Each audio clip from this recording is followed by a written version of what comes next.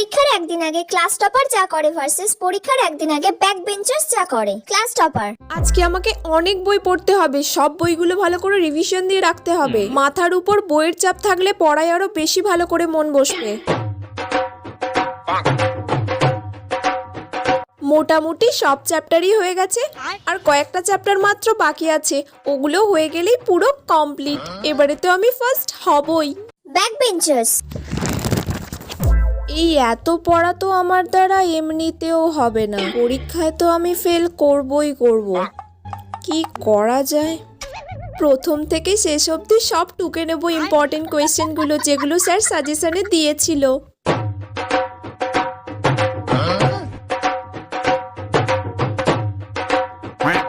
ব্যাস, টোকা তো সব কমপ্লিট। আর কয়েকটা শর্ট কোয়েশ্চেন আমি বন্ধুদের থেকে জেনে লিখে নেব, ব্যাস 5 নাম্বার উঠে যাবে। পাস করে গেলেই আমার যথেষ্ট।